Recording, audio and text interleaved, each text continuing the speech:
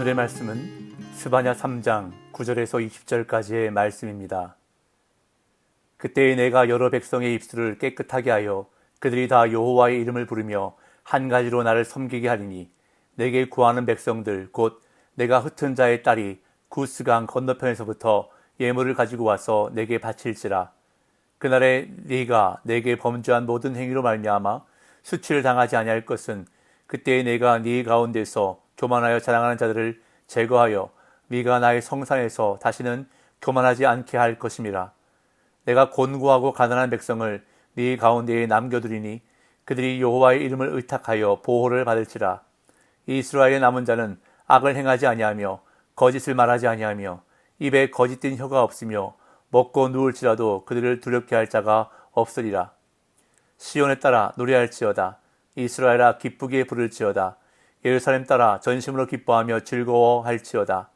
여호와가 네 형벌을 제거하였고 네 원수를 쫓아냈으며 이스라엘 왕 여호와가 네 가운데 계시니 네가 다시는 화를 당할까 두려워하지 아니할 것이라. 그날에 사람이 예루살렘에 이르기를 두려워하지 말라. 시온아 네 손을 들어뜨리지 말라.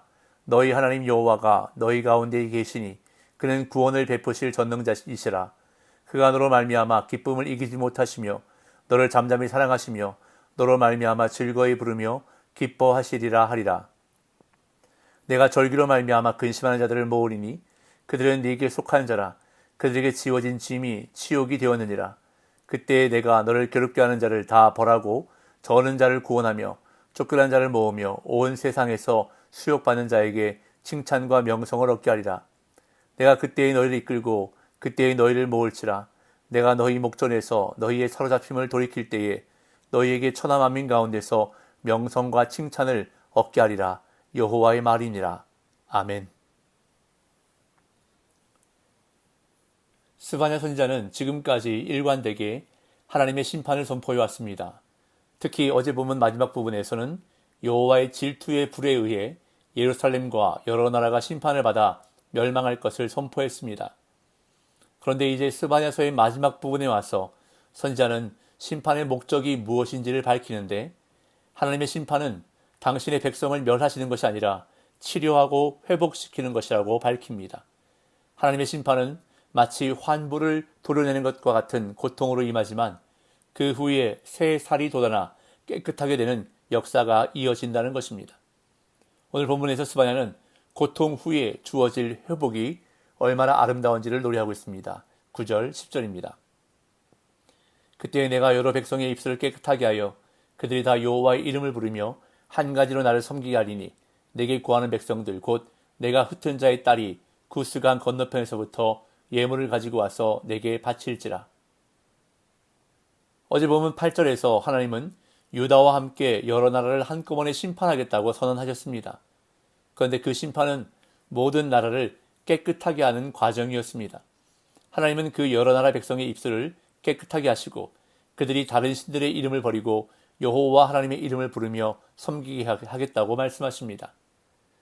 여기서 입술을 깨끗하게 한다는 말은 단순히 좋은 말을 사용하게 한다는 의미가 아니라 하나님을 구하는 자들의 마음을 깨끗하게 변화시키신다는 의미입니다. 입술은 곧 말을 뜻하는 것인데 말이 깨끗해졌다는 것은 곧 단어를 조합하고 의미를 구상하는 생각의 발생지인 마음이 정화되었음을 뜻하는 것입니다. 그렇게 하시는 이유는 깨끗한 마음을 가져야 비로소 여호와의 이름을 찬송할 수 있기 때문에 또한 여러 목소리가 아니라 한 목소리로 마음을 같이하여 여호와를 섬길 수 있기 때문입니다. 따라서 이 약속의 말씀은 종말론적 선포라고 이해할 수 있습니다. 그리하여 이스라엘과 가까운 나라들뿐 아니라 먼 나라인 구스 건너편에서도 예물을 바치기 위해 올 정도로 온 땅의 모든 민족이 하나님을 섬기게 될 것이라고 말씀하십니다. 그런 다음 하나님은 이스라엘의 남은 자들에 대해 말씀하시는데 하나님을 끝까지 신뢰하며 악을 행하지 않고 거짓을 말하지 않은 남은 자들을 보호하실 것이라고 말씀하십니다. 11절에서 13절. 그날에 네가 내게 범죄한 모든 행위로 말미암아 수치를 당하지 아니할 것은 그때에 내가 네 가운데서 교만하여 자랑하는 자들을 제거하여 네가 나의 성산에서 다시는 교만하지 않게 할 것임이라. 내가 곤고하고 가난한 백성을 네 가운데에 남겨두리니 그들이 여호와의 이름을 의탁하여 보호를 받을지라. 이스라엘의 남은 자는 악을 행하지 아니하며 거짓을 말하지 아니하며 입에 거짓된 혀가 없으며 먹고 누울지라도 그들을 두렵게 할 자가 없으리라. 하나님은 심판을 통해 교만한 자들을 모두 제거하실 것이기에 하나님 앞에 서는 자들은 모두 하나님께 겸손히 전심으로 회개하고 하나님은 그들을 용서하시고 수치를 당하지 않게 하실 것이라 말씀합니다. 이어 이스라엘의 남은 자들에 대한 설명이 나오는데 남은 자들은 한마디로 여호와의 이름을 피난처로 삼는 자들입니다. 그들은 가난하고 비천한 백성인데 하나님이 그들을 찾아서 구원하실 것이라 말씀합니다. 그런 다음 13절은 이스라엘의 남은 자들의 삶의 방식에 대해 더 구체적으로 언급하는데 그들이 저지르지 않는 세 가지 행위를 다음과 같이 소개합니다. 그들은 불의를 행치 않고 거짓을 말하지 않으며 남을 말로 속이지 않는다는 것입니다. 그렇기 때문에 그들을 두렵게 할 자가 없을 것이라고 말씀합니다. 이어 선지자는 시온의 딸들과 이스라엘을 부르며 기쁨의 노래를 부를 것을 권고합니다. 14절에서 16절. 시온에 따라 노래할지어다. 이스라엘아 기쁘게 부를지어다. 예루살렘 따라 전심으로 기뻐하며 즐거워할지어다. 여호와가 네 형벌을 제거하였고 네 원수를 쫓아냈으며 이스라엘 왕 여호와가 네 가운데 계시니 네가 다시는 화를 당할까 두려워하지 아니할 것이라. 그날에 사람이 예루살렘에 이르기를 두려워하지 말라. 시온아 네 손을 늘어뜨리지 말라. 시온의 딸과 예루살렘의 딸은 하나님의 백성을 의인화한 표현입니다. 그때의 시온의 딸은 기쁘게 노래 부르고 즐거워할 것인데 여호와께서 그들의 형벌을 제거하셨고 그들을 괴롭혔던 원수를 쫓아내셨기 때문입니다. 그런데 더 놀라운 사실은 이스라엘의 하나님 여호와께서 그들 가운데 왕으로 자장하셔서 그들을 회복시키신다는 점입니다. 여기서 우리는 여호와께서 당신의 백성 가운데 임하시는 것을 가벼이 여겨서는 안 됩니다. 여호와의 나아오심과 임재는 구원과 생명과 회복을 의미하기 때문입니다. 반면에 여호와의 떠나심은 저주와 심판과 사망을 의미합니다. 에스겔서에 보면 여호와께서 우상 숭배가 성행하던 예루살렘 성전을 떠나시자 유다는 바벨론에게 멸망당했습니다. 그렇기에 여호와께서 시온의 왕으로 임재하신 것은 회복과 구원의 시작을 알리는 것이므로 크게 기뻐하며 찬양할 수가 있는 것입니다. 그 회복의 때에 유다 백성은 더 이상 두려워하지 않고 절망으로 인해 손을 늘어뜨리지 않을 것입니다. 손을 늘어뜨리다 라는 표현은 구약에서 자주 볼 수 있는 표현은 아니지만 두려움을 나타내는 표현과 함께 사용되어 특정한 상황에서 무기력한 사람의 모습을 묘사하기도 합니다. 하나님께서 원수를 쫓아내실 것이기에 유다 백성들은 두려움과 무기력한 상태에서 벗어날 수 있게 될 것이라 말씀하시면서 하나님이 너희 가운데에 계시며 구원을 베푸실 것이라고 거듭 강조하십니다. 17절. 너희 하나님 여호와가 너희 가운데에 계시니 그는 구원을 베푸실 전능자이시라. 그가 너로 말미암아 기쁨을 이기지 못하시며 너를 잠잠히 사랑하시며 너로 말미암아 즐거이 부르며 기뻐하시리라 하리라. 이 구절은 한국 교회에서 예전에 많이 불렀던 찬양 가사로 널리 알려진 구절인데 15절과 함께 당신의 백성 가운데 임재하신 여호와와 그분의 구원을 강조하고 있습니다. 여호와의 임재는 모든 축복의 근원이 될 것인데 이제 여호와께서는 더 이상 진노와 분노가 아니라 사랑과 기쁨과 즐거움을 품고 그들 가운데 거하신다는 것입니다.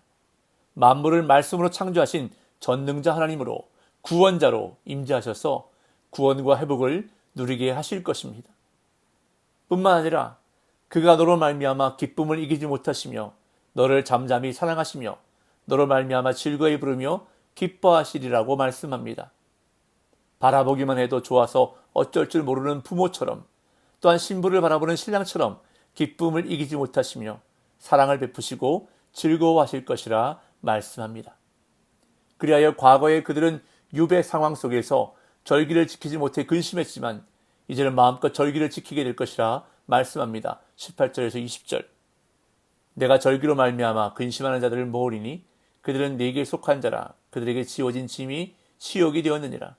그때에 내가 너를 괴롭게 하는 자를 다 벌하고 저어는 자를 구원하며 쫓겨난 자를 모으며 온 세상에서 수욕받는 자에게 칭찬과 명성을 얻게 하리라. 내가 그때에 너희를 이끌고 그때에 너희를 모을지라. 내가 너희 목전에서 너희의 사로잡힘을 돌이킬 때에 너희에게 천하 만민 가운데서 명성과 칭찬을 얻게 하리라. 여호와의 말이니라. 사실 18절은 번역이 모호한 난해 구절에 속합니다. 전반부에는 절기 때문에 근심하는 자들이 언급되는데 본문의 맥락은 포로로 끌려간 상황에서 절기를 지킬 수 없어서 근심하는 모습을 연상시킵니다. 그리고 후반부는 그러한 상황이 시온에게는 짐이 되며 수치가 되었음을 말하고 있습니다. 이어 여호와의 구원에 대한 묘사가 이어지는데 유다를 괴롭게 하던 자들은 벌을 받고 유다에서 쫓겨나게 됩니다. 반면 저는 자들과 세상에서 수욕을 받는 하나님의 백성은 다시 유다로 모이게 될 것인데 무엇보다도 그들은 온 세상 가운데 칭찬과 명성을 얻게 될 것이라 말씀합니다. 이는 놀라운 구원을 통해 유다 백성의 운명이 반전될 것을 의미하면서 스바냐서를 마치고 있습니다. 하나님의 백성에게 가장 큰 복은 무엇일까요? 그것은 바로 하나님이 함께 하시는 것입니다. 하나님이 함께 하시는 인생이 가장 복된 인생입니다. 오늘 보면 17절에서 하나님은 우리에게 약속해 주셨습니다. 너희 하나님 여호와가 너희 가운데 계시니 그는 구원을 베푸실 전능자이시라. 그가 너로 말미암아 기쁨을 이기지 못하시며 너를 잠잠히 사랑하시며 너로 말미암아 즐거이 부르며 기뻐하시리라. 오늘도 이 약속의 말씀을 붙잡고 어떠한 상황에서도 믿음 잃지 않고 하나님 바라보며 승리하시는 저와 여러분들의 삶 되시기를 예수님의 이름으로 축복합니다.